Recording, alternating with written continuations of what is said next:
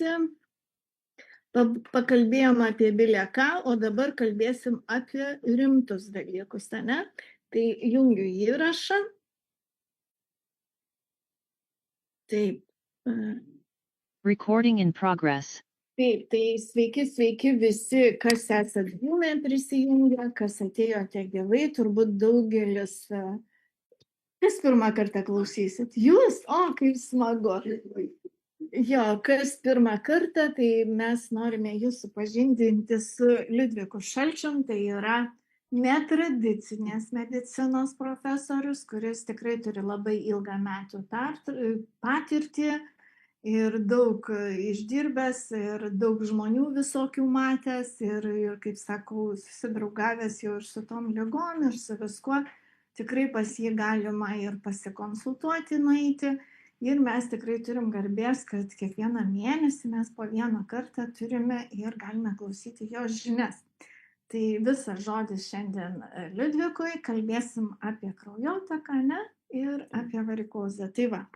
Tai čia tas matosi įrašas eina, Liudvikas matysis, o mes įdėsim tyliai. Na kągi, labas vakaras visiems.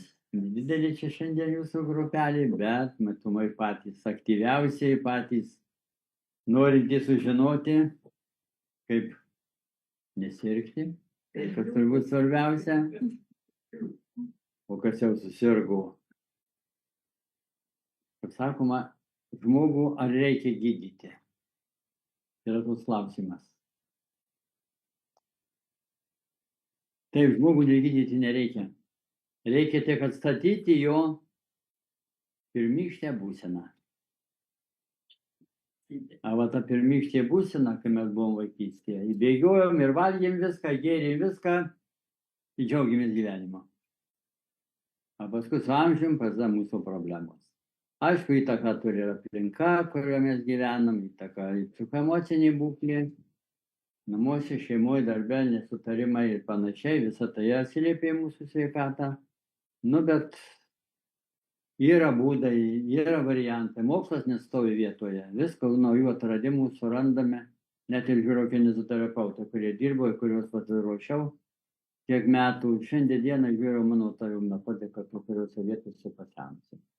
Jau atsiradom naujų metodų, kad pavyzdžiui dabar toksai dalykas, kaip sakydavau, vaikščio ten 10 000 metrų, žingsnių ar panašiai. Šiandien dieną šitą dalyką mes galime pakeisti per 10 minučių. Ir surasti specialūs pratimai, sužinojome, kokie raumenys šiandien dienai mums dirba, ypač aktyviai vaikščiant, o kai kurie raumenys iš vis vaikščiant miega. O yra pratimai, kuriuos šiandien dienai, tai mano buvo viena tema apie pratimus, bet dar truputį nepaaiškinau visos esmės tų pratimų, bet šiandien dienai parodyčiau netgi kai kuriuos elementus, kuriuos mes ypatingai žmonėms, kurie dirba sėdimą darbą. Tai gali ir dabar, jeigu susijęs su kojom, tai. Ja. Kur ta mūsų antroji širdis, ar žinote? Kojose. Žarnyne. Gerai, gal pradėkime nuo pradžių. Nors tema buvo apie kraujotaką, bet reikėtų prisiminti pirmiausia, kam ta reikalinga mums kraujotaka. Nu, į anatomiją giliai nelįsiu, turbūt jau amžiaus visi nemažo ir šiek tiek anatomiją jau žinot, domėjotės. Tik tai pasakysiu tuos variantus, kurių šiandien net anatomijos vadovėliuose nėra. Vadovėliai rašyti buvo 50 metais dauguma, į mūsų studentai šiandien dienai tai mokomis dar iš tų pačių. Tačiau mes, kadangi, kaip sako, mokslas nestovi vietoje, mes šiandien dienai atradome daug, pavyzdžiui, kaip toks klaidžiojantis nervas, kurio nežinojom turbūt iki 80 metų.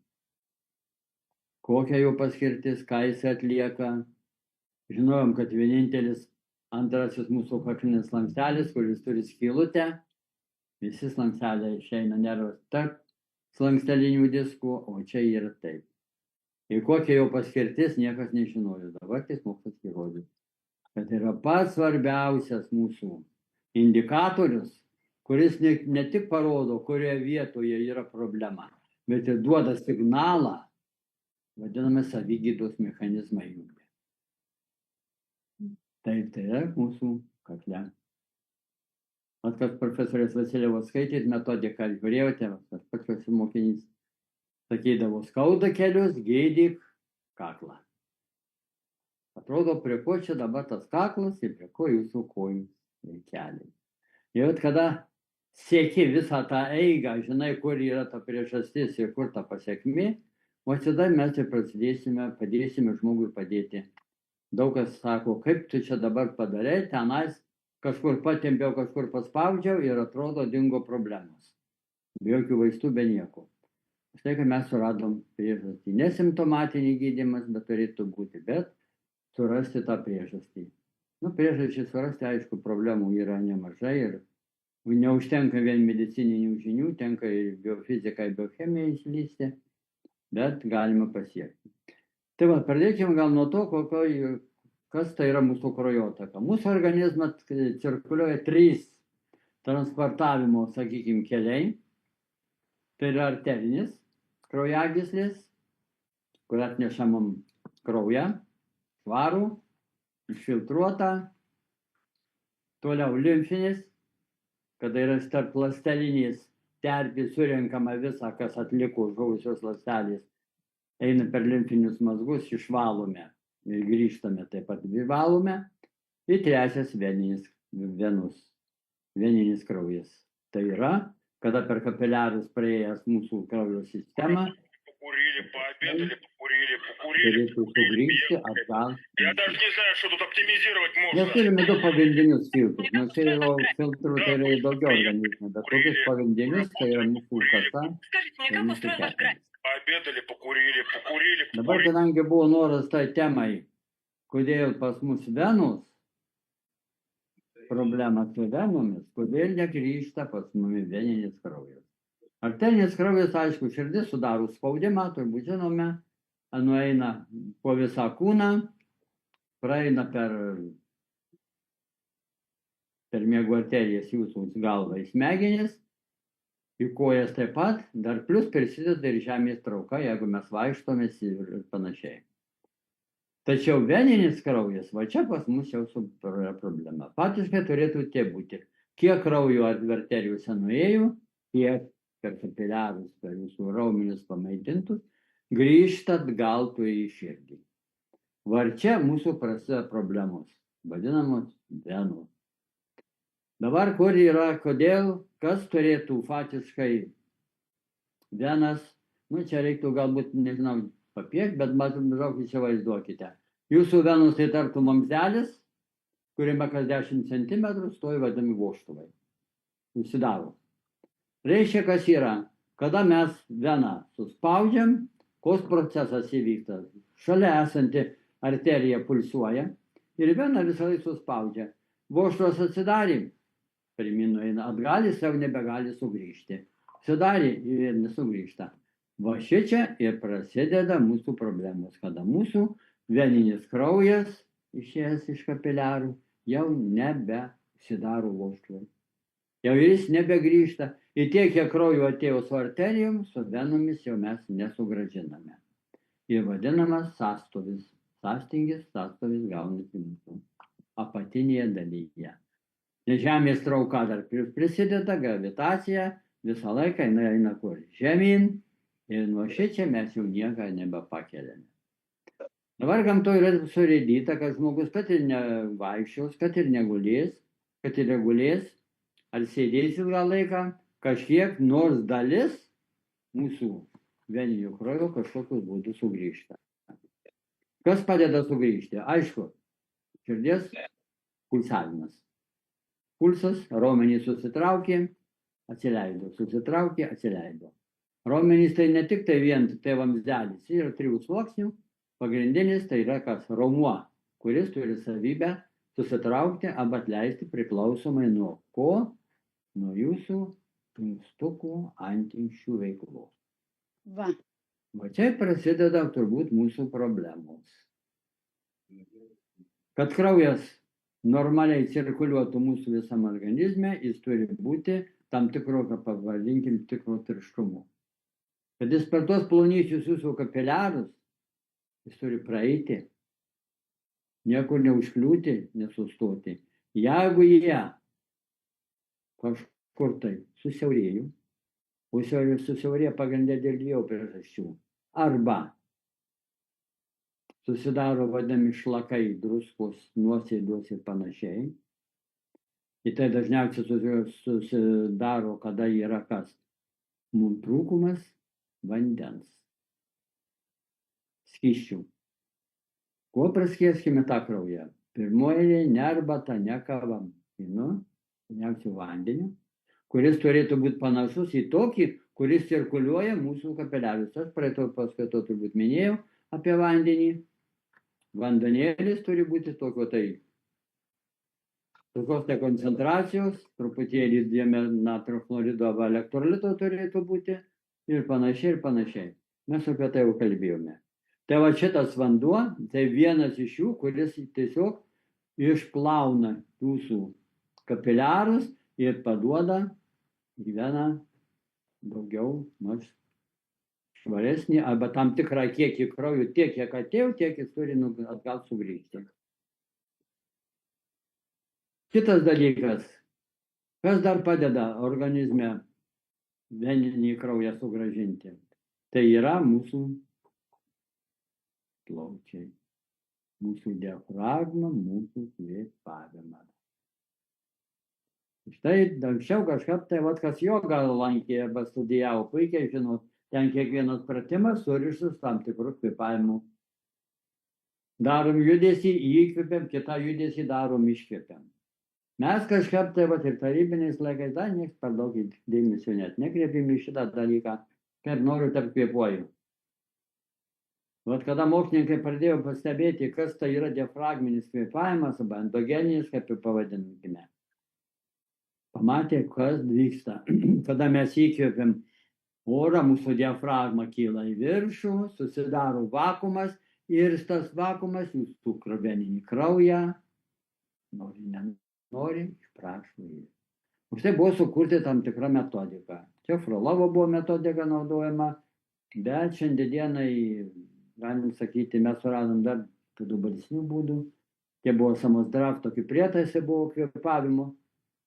Dabar nereikia tų prietaisų, aš jums parodysiu, kaip tai daroma. Turbūt jau kai kas jau žinote. Buvo toksai variantas, kada mes įkvėpėme. Pas mus procesas vyksta koksai. Diafragma kyla, kaip minėjau, plaučių tūris didėja, iškvėpiam jeigu, taip pat. Ir pasirodo, kad įkvėpimo ir iškvėpimo santykis turi būti 1:2. Jeigu mes įkvėpiam per 2 sekundės, arba skaičiuojame iki 2, tai iškvėpimas turėtų būti per 4. Dėl ko dabar taip yra? Dar pasirodo yra ir tarpinis grandinė, tarpinis laikas, kada mes įkvėptą orą sulaikome. Dabar koks procesas vyksta sulaikymo metu? Mūsų organizme deguonies organizmas nebegauna. Deguonį sunaudoju degimui procesui, virškinimui ir taip toliau, o liko kas? Anglies dvideginis. O anglies dvideginio savybė yra ta, kai plečia jūsų kraujagyslės, kapiliarus, venas, arterijas, visą jūsų organizmą turi didinti anglies dvideginis. Ir štai buvo sukurta vadinamas 3-5-7 metodika. Buvo ir paskui kitų metodikų atsirado 4-4-4-4. Čia jau tokia galbūt pažengusiems, bet jūs pradėkite nuo 3-5-7. Dabar kaip tai patikrinti, iš tikrųjų šitas procesas pas jūs vyksta. Turbūt jau gal ir skaitėte, dedate ranką vieną ant krūtinės, kitą jūsų garnynų pilvų. Turi krūtinį nekilnoti, čia geriau naudoti atsigulus. Greičiau pajusite. Turi krūtinį nesikilnoti, čia ypatingai moterų bruožas yra. Jos kvėpuoja pagrinde krūtinę. Vyrai truputį kitaip. Įkvėpėm per 3, sulaikome į 7, į per 8, per 9 kai kas, lėtai, per suspaustas lūpas iščiupime. Kodėl būtent per suspaustą, kad sudarykime slėgį visoje kraujotakos sistemoje, kad tas anglies dvideginis duotų dar didesnį efektą. Va šitokio kvėpavimo, mėlyje. Šiandien kai kur net rasite YouTube, mačiau, kad 90% galima ligų išgydyti šito kvėpavimo metodiką. 90 žiūrim, į kokios būsenos esate savo gyvenimą pastatę į tokią būseną, jūs aišku, staigiai jau nepadarysite. Bet pirmai pradžioj nuo 3, 5, 7 padarykite, tai bus labai jau gerai. O iškvepiant, turit pilvas įsikus, Iškvepiant įtraukiam. O jeigu jūs gulint, tai net įtraukite, kad visiškai ten nieko nebeliktų. 0. Tai bus tuomet kas? Bus jūsų inkstukų masažas. Paužės iškvepiat, jo. įkvepiant. Jo, jūs iškvepiat, iškvepiat, įtraukėt net atsigulius labai gerai tai tą pratimą. Įtraukėt visiškai, kad nieko nebeliktų. Griaučiai pasimatyti. Taip. Va. Tai jūs nors 5 minutės padarykite į dieną, jūs pamatysite, kaip pas jūs kraujospūdis pradės kristi. Jokių vaistų, jokių papildų. Taip, kad tie žmonėms sakydavo, kaip te šalčių su druska ir su kvėpavimu gydo hipertonikos. Mėlyjeji, tai yra natūralus procesas, tai yra fiziologija, kurios mums iki šiol niekas nerodė, niekas nesakė, o medikų nepeikim, nes tai yra sistema padaryta ir laiko, paprasčiausiai jiems nebelieka laiko, kad paaiškinti žmogui, koks procesas vyksta, ką tu gali savo padėti. Aišku, lengviausiai parašai receptuką, tabletę ir važiuok toliau. Vaistai šiandienai tikrai nuo jūsų aukšto kraujospūdžio nelabai turbūt efektyvūs, jie tik laikinai mes apgaunam save. Aš jau turbūt kalbėjau apie tai plačiau, apie Farniną, jo darbą. Ir tokiu būdu mes ir tą darome. Su kvėpavimu durim didžiulę reikšmę ir jūsų visam Farninui savimasažas ir jūsų visai kraujotakos sistemai. Tai vat, mėlyjeji, šitokiu būdu mes šitą galim. Dabar kokie požymiai atsiranda, kada jūsų venos pradeda jau nebevykti. Matot, mes turim 2 venų rūšis. Eina vienos giluminės, o kitos eina paviršutinės. Ir vat, jeigu jau, mėlyjeji, pas jūs pasirodė, kad mes vadinam žvaigždutės, pirmąjį kapiliarai, tai rodo paskutinioji venų stadija problemų. Pirmiausia atsiranda skausmas suspaudus blauzdas, va taip testuojant, suspaudžiat virš viršutinę dalį, taps vadinamasis mūsų dvigubasis blauzdos raumuo, jis vena eina per vidų, o raumenys abudu dvigubasis suspaudžia jį. Ir kada jūs dedate koją ant galų pirštų stojatės, visuomet raumuo įsitempia ir suspaudžia jūsų veną. Kada atsistojat ant kulnų, atleidot. Atsistojot, atleidot. Tai jeigu jūs sėdite per dieną, jūs koją kilnosite, vieną kitą pakaitom, niekas pasiminę net nepažiūrės, niekas Šitaip va? Taip, vos šitaip sėdint, puikiausia. Ir jūs padumet žinote, ką aš parodysiu vieną testuką. Kas tu visi turbūt turite kraujo spaudimo matuoklį, taip?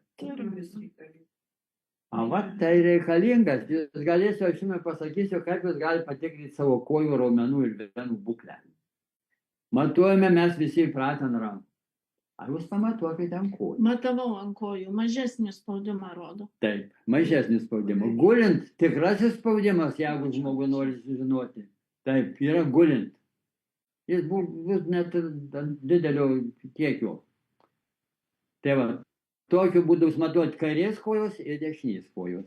Prieš tai. Ir paskui, vat, padirbėkite tenais 5 minutės. Vieną koją, kitą koją. Įvieplontuokite. Pamatysit, ant kiek spaudimas sumažės. Ir sumažės ir ne tik ten kojose. Jis turės būti vienodas. Jeigu jau viename yra daugiau, kita mažiau, kur bus problema? Ranuose. Inkstuose. Jūsų filtras neišfiltruoja kraujo, jis tampa tirštas, ir dar plus jeigu vandens stoka, tirštas kraujas ir parodo kairysis inkstas, dešinysis inkstas.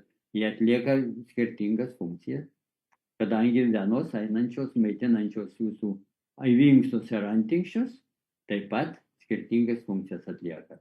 Vienam organui ir kitam organui.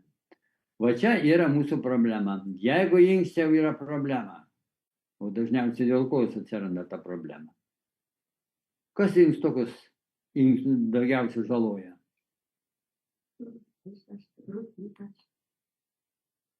Alkoholis.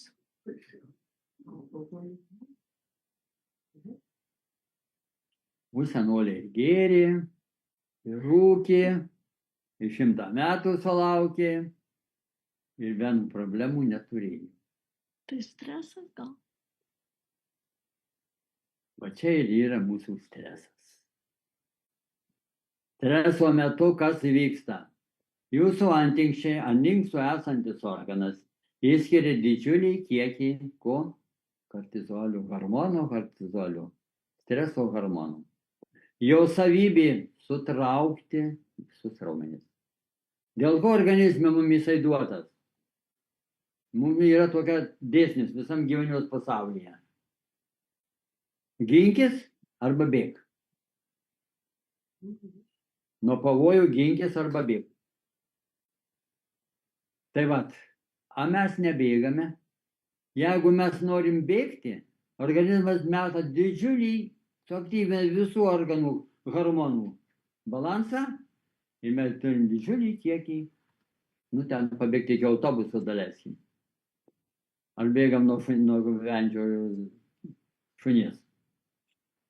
Vat matot, jūsų inkstukų veikla toj pasireiškia.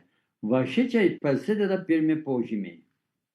Pirmas inkstų požymis tai stresas. Antras dalykas, inkstukams trūksta vandens. Jis tą filtrą neišplauna. Ir jūsų šlapimas tuoj pat ryte pasidaro koksai drumzlinas. Tai bus pirmas požymis.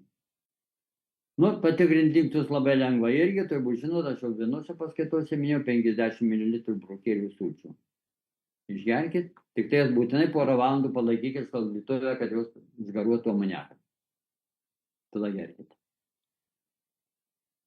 Brokelių sultys viena iš tų, kurie gamina pas mus azotoksidą, kurio savybė praplėsti dar labiau kraujagyslės. Žalio burokėlio sultis. Tai brokelių sulčius, taip. Dieną reikia išgerti pusės 100 ml brokelių sulčių. Tačiau jos turi būti, kad išgaruotų amoniakas jame. Ten amoniakas yra. Dėl ko dabar ypač brokeliai? Nitratai. Tai yra nitratai. Mūsų organizmas dar kokią turi savybę. Su vaisiais, su daržovėm gaunam nitratų. Jie turi būti organizme paversti azoto oksidu. O kad azoto oksidą paverstume, mes turime ant liežuvių kamienų, turime ką? Bakterijas, baltas apnasas. Tai yra mūsų džiaugsmas, kuris ir atmosferinį azotą paverčia azoto oksidu. Ir brokelių sultys. O azoto oksidas papuolęs į jūsų kraujotakos sistemą, jo gyvenimo trukmė yra 1-2 sekundės. Tik tai. Bet jis per tą laiką praplečia jūsų dar kraujagyslės. Matot, kaip gamta pasirūpino mums viskuo. A mes šito mums nesakys, turbūt nei vienas kolega nepasakys, kad tai va šitos 3 variantais. Skystinkim kraują, kvėpuokime, duokime anglies dvideginio ir azoto oksidų. 3 komponentai jūsų gyvenimo džiaugsmas. Ir to bėgimo, ką mes čia sakome, Jūs užtenka pavaiščiokit, nu, smagu, pavaiščiokite per dieną tą 30 minučių kur nors. Bet pagrindinis dalykas, jūsų antrai periferiniai širdžiai, duokime darbo. Tai. Norint padėkite savo blauzdų būklę, jūs kaip galite, atsistokit prie sienos, nu, galite šit prisilaikydami. Ir 30 kartų jūs turit lėtai, per 2 sekundės pakylat, per 4 nusileidžiat. Pakylat. Jeigu 30 kartų padarysi šitą pritaupimą, ir jums neskaudės blauzdų, jūsų miego dienos kojų, dar tarnausi. Kada geriau daryti ryte ar vakare? Kada jums patinka. Bet kuriuo laiku šitą pratimą jūs galite daryti. Ir kuo daugiau jūs judysite, tuo daugiau džiaugsmų bus jūsų kūnui. Taip, kad jūsų venos ir kapiliarai bus tikrai. Antras dalykas, kada pas mus siūlo daryti? Deda tas vadinamas kojines. Ar gerai jos ar negerai, dabar pagalvokime mes patys. Suspaudžia. Mažėja, bet tai stiprybė. Bet kaip kraujotaka tada? Norėjo Sunkiai. Kojos tada būna išvis spraustus. Iš viršaus spausta į apačių. Nemylė, kodėl savo galvojo tais kojinės?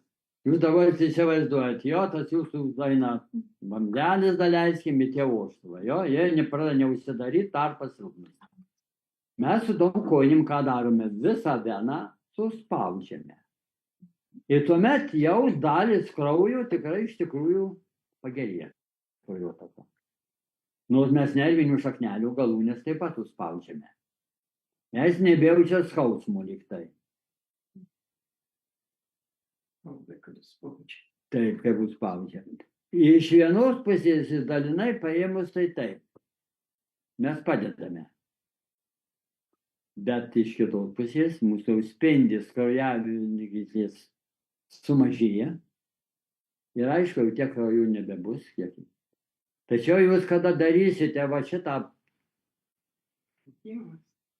antrąją širdį, suspausite ir pilnai atleisit, atleisit, tuomet pilnai jūs atliksite savo funkciją tokiai, nereiks jokių kūrinių. Aš turėjau varikozę, atsiprašau, ar galiu pradėti. Ir turėjau trombą, nuėjau pas gydytoją chirurgą vienų, tai jis man iš tokius pratimus liepė daryti.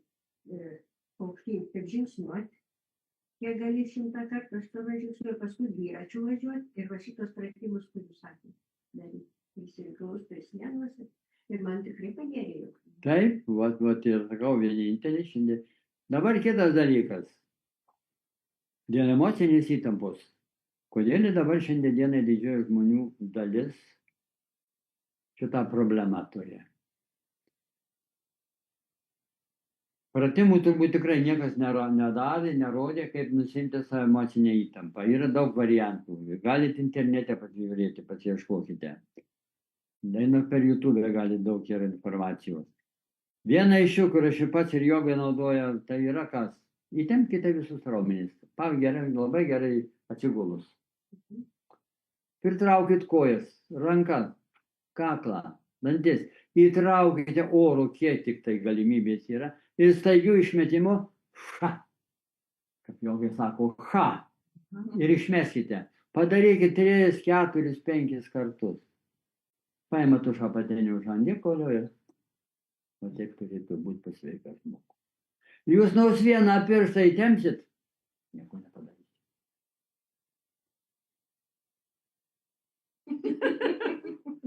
O taip, mylėjai, mes pasitikrinkime savo.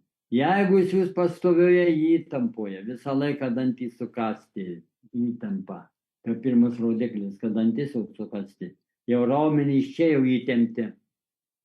O įtempti raumenys kokią problemą padarys?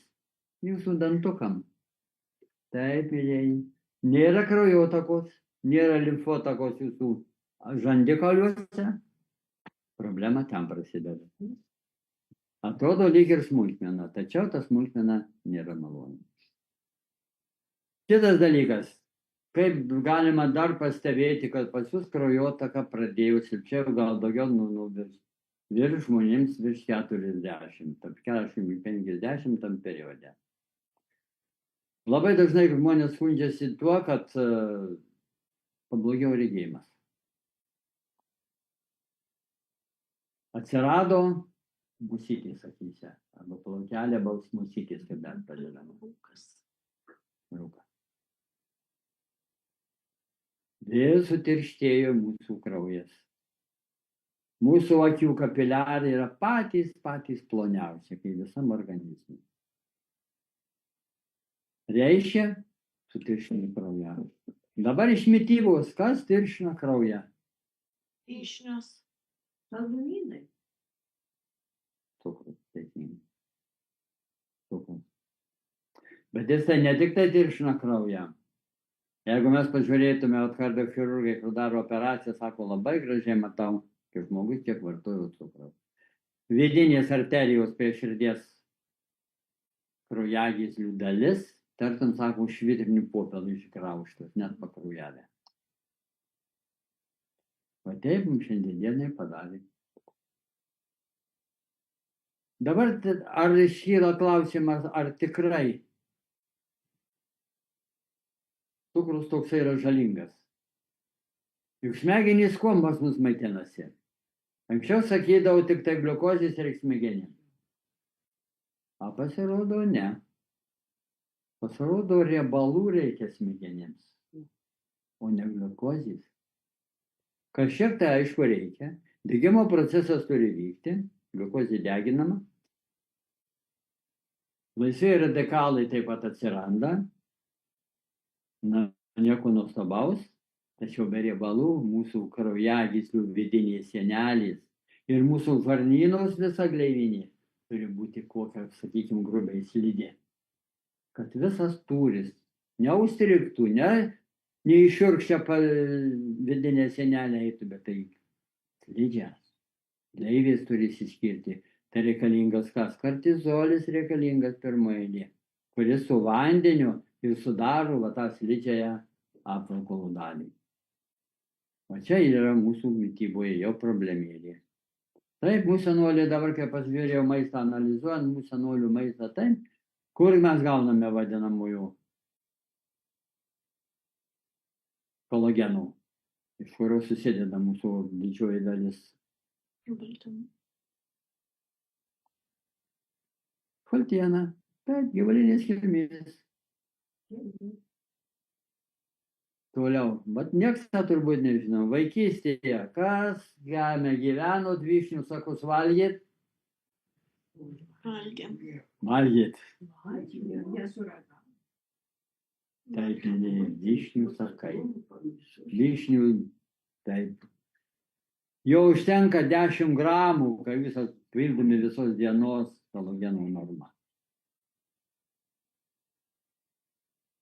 Būdavo specialiai, būdavo pažeisdavo vyšnių seną medį, kad išbėgtų tų sakų. Vaikai eidavo, nulupdavom, tai aplaudom, nieką tiesiog valgydavom. Toliau iš augalų. Kas kolageno didžiausią kiekį turi? Čia truputį įlysiu net ir hemopatiją, bet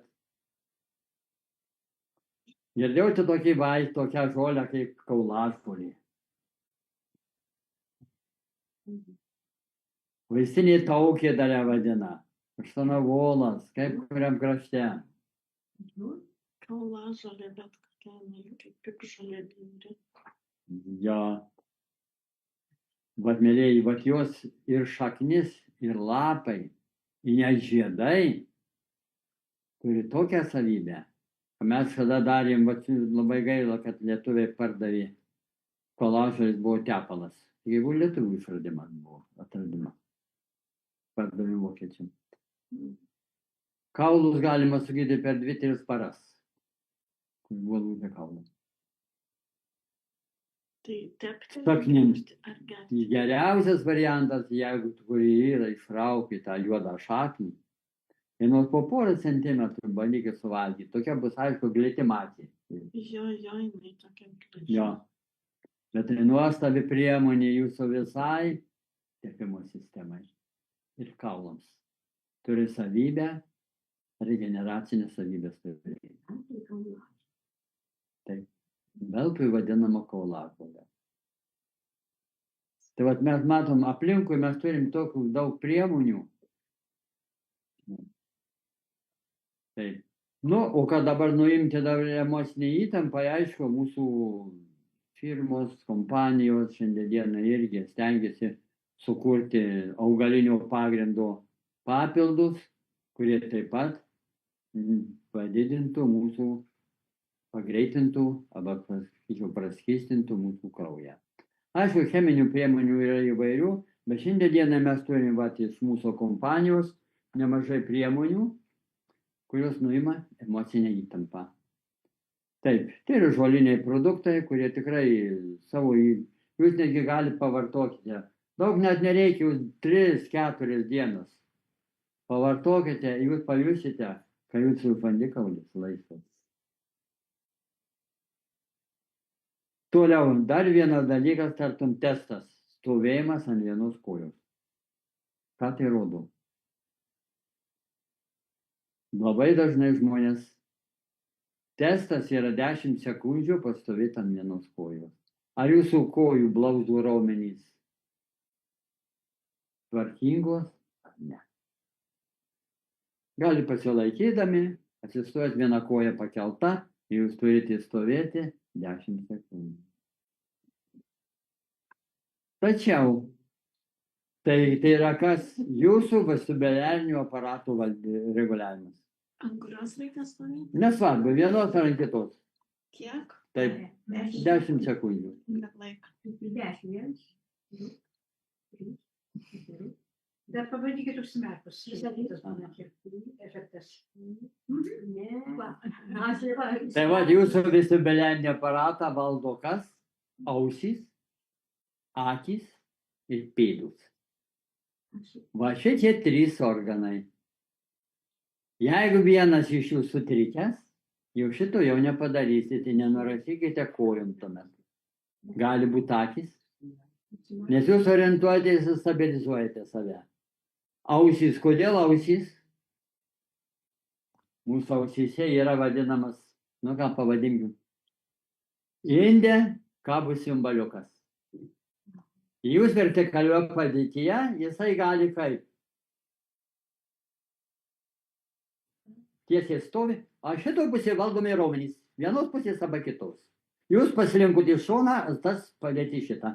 Jūsų 100 raumenų stabilizuoja jūsų kojų darbą. Reiškia, jungienos raumenys. Šit pasukoti į šitą pusę, į šitą pusę. Jūsų ausys reguliuoja vestibuliarinį aparatą ir rodo jūsų kojų būklę, tuo pačiu ir venų būklę. Nežinojau, Ar turbūt. tai galima, aš apie tą vienos kojos stovėjimą tai žinau, bet aš nežinojau, su kuo tai susiję. Taip, susiję. Ten rodo per televizorių. O kad raumenukai jūsų kojose, ne tik tai šitie 2 raumenys, kad išlaikyti vieną kojytę, jūs turite ką?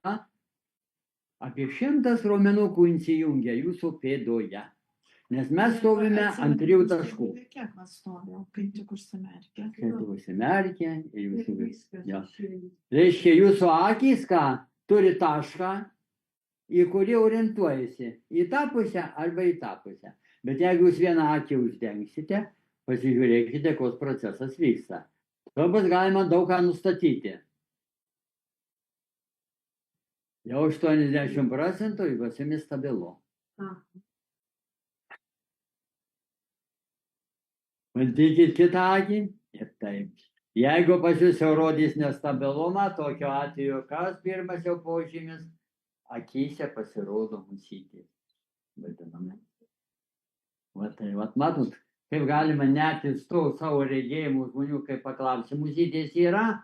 Taip, matau, jeigu kaklos slankelių čia pažeidimas, žinau, gal pasijaučiau, yra kakle problema. Jau yra jūsų vadinamasis klaidžiojantis nervas, yra ką? Prie jūsų kaklo užspaustas. Jūs negaunat informacijos į jūsų visą apatinę dalį. Pėdose problemos, taip. Čia, tuos žiūrai. Koja skauda vieną kitą. Čia. Ir viskas prasideda nuo visų kaklų. Traška. Taip. O ką rodo, kad jų traška visų kaklą? Kas? Druska yra. Reflekso negeria. Nesusikimši. Druska. Ir jie rodo, kad pas jis neelastingos, kraujagyslės, kapiliarai jūsų. Bet jie fleksas Buvo labai ląstelės. sutvarko tą traškėjimą. Kas Taip. Jie fleksas. Jeigu kaulai traška, pageri jie flekso ir praeina. Kokie refleksai. Jie flekso mūsų Mūsų kompanijos produktas. Tik šitos trys turiu koks. Ir antras dalykas, cholesterolis pradės mažėti. Nu, apie vandenį aš turbūt kalbėjau daug. Priminsiu tai, kad šiandienai testavome dabartis ir paskutinius duomenis turim. Su vandeniu mes galim padaryti didžiulę permainą mūsų organizme. Ypatingai, kada jau pas mus pradeda susiformuoti vadinamas cholesterolis. Nėra blogo cholesterolio, nėra ir gero. Jis visas reikalingas toks, koks mums yra. Jį gaminam kas, nes per maistą gaunam ten labai mažai, gal kelis procentus, pagrindė mūsų kepenys sintezuoja. Žinau kada. Jeigu sukiuojat galvą, jie pasiumi trašką, trūko kapiliarai, uždegiminis procesas, organizmas supranta, kad jie reiktų pat grubiai tant užlopyti. Ir to kepenys sintezavo cholesterolį ir opa. Bet tos ima kauptis, lopas ant lopų, ima kauptis, spindis mažėja. O ką mes darome, kad padidėtų? Mankštą. Ką mūsų medicina šiandien daro? Gerti vaikus. Davai, sako, Cholesterolis. antinkščiam duokim, kad jis negamintų adrenalino. Kad raumenys būtų silpni. Nesukels spaudimo. Viskas džiaugsis. O progresuoja liga toliau. Ir galiausiai jau prasideda atminties pablogėjimas, regėjimo pablogėjimas ir taip toliau visa pluoštas džiaugsmų. Ir kojomis į priekį. Tai vat, mėlyjeji, mes inkstukam turi ypatingą dėmesį skirti. Jau atsirado juosmens ir tiem maudimas. Problema inkstai. Nemigas atsirado. Problema inkstai pirmoje eilėje. Nes inkstai, kada nefiltruoja, jie naktį turi dirbti. Visą naktį inkstai turi dirbti. Išfiltruoti visą, kas per dieną jūsų kraujotakos limfotekos sistemoje susikaupė. Krūvio toko jisai neturi kaip dienos metu, bet jis visą laiką dirba. Ir štai ryte šlapimas leistinas truputėlį, kai jo šlapimo rūgštis gali būti padidėjusi. Tai čia nieko nuostabaus. Paprastai normaliai inkstukai jau atsistato apie 10-11 valandą. Tokiu būdu mes turime. Kitas dalykas, ko dar inkstais mes su inkstas gadiname? Angliarūgštį. Lėja angliarūgštį. Visi gazuoti gėrimai. Mineralinis ir taip toliau ir panašiai. Kitas dalykas mes turime. Organizmo nereikia. Nors atrodo, anglės dvideginis ten yra irgi. Bet ten yra kita struktūra ir mums visiškai nereikalinga. Jisai išplečia mūsų inkstukų filtrus, tą vadinamą kaip kempinę. Ir tuomet neišfiltruotas kraujas papuola jūsų kraujotakos sistemą. Taip, kad inkstukam. Nu ir kitas dalykas, jeigu inkstukas sutriko, visuomet kas? Pirmas, adrenalino gamyba susilpnėjo, širdies ritmas išeina iš ritmus. Mes labai dažnai sako, širdis išėjo iš ritmų. O širdį daro kardiogramą, nieko neranda. Kur priežastis? Inkstuko, mėlyjeji, jūsų antinkščio čia adrenalino per mažai. Širdis dirba savo ritmu, raumenys susitraukia arba atsileidžia kitų ritmų. Vienas atsidarė, kitas susidarė. Pakaito. Vat bus gražus ritmas. Bet jeigu jums šitas neužsidaryt pilnai, o širdis savo ritme dirba, įgavusi aritmiją. Virpesį širdelėje. Mes gydom širdį. O jūs užtenka padarykit, kas daro visceranį masažą. Inkstų masažą. Pas mus visą paprašykit. Pasukit įsivaizduojamą lanką. Įsivaizduojam. Taip. Tai yra inkstų nuostabus darbas. O jeigu lankas Taip, na, jeigu jūs jį dar pasukat, tai dar labai gerai. Tai taip 10 džiaugiamės, kad jūs procentų daryti surašyt. pasukat. Bet ne lankas, bet yra nu, tas toksai rutulys atsiras. Nesvarbu, svarbiausia, jūs... Negerai sukt lanką. Lankas labai gerai. Gerai. Taip. Kam negalima sukti lanko? Nešioms. Teisingai. Na, vaikui per galvą, per galvą. Taip, nešiom negalima. Antras dalykas, sukat lanką visuomet reiktų ką? Pritūpti truputėlį. Tuomet dirba jūsų kelių sąnariai. Čiurnos dirba sąnariai. Jūs va sukatės jūsų visų. Apačioj, viršuj, čia. Dirba 16 raumenų. Vienu metu. Ko mes nedarome. Gerai, Ne tada. tik ką sėdim, bet dar kojam kojų susidedam. O dabar visas tvarkingai sėdė, tuoj nuskanuosim. Dabar, Liudvikai, tai patys produktai vartojant pradžiai gali žmogui padėti, pavartojus mūsų trikampį, jau minėjot, kad stresą, ne? Sunsetas labai padeda iš tikro. Sunsetas tai labai. A kuris sakė čia, Jefleksas, ten yra. Paskui Sunrise'as, tai vis tiek jisai kraujagyslės. Sunrise'as gal skaityčiau daugiau, vat, kuriem virš 40. Taip. Jaunimui. Jaunimui gal nėra prasmės jo per daug dar naudoti. Jo. Tai kaip tu nežinau? Tai va, turim labai, turim tikrai produkcijos labai geros. Tai va, žmonėm, kurio virš 40, pamatau, kad įtampa visuomet didelė, duok pradėkim. Sunset. A toliau einant žarnyną, a toliau matau pagal aplinkybės. Taip. Kieno tas, kam moteriško, kam vyriško, ir Jau. panašiai. Taip, tikrai pagal situaciją kiekvienam reikia Jo, pagal situaciją. išgirsti, išklausyti žmogų ir Jau, jeigu kas platinas pardavinėti, tai reikia truputį žinių, kad nu kam bereikalingai žmogus gaištų laiką ir panašiai, ir lėšas. Nes girdėjau, klapiliečiai po 60 eurų dabar. duoda. Maniau, kas sako, jo, Malaizijos, sakau, gal jo, paskui išsiaiškinom, taip, sako, po 60 pas mane. Tai geriau negu savikaina. Kokybę reikia mokėti. Taip, kokybė turi kainą. Taip. Nu, trumpai klausimėlių, gal kokių turime?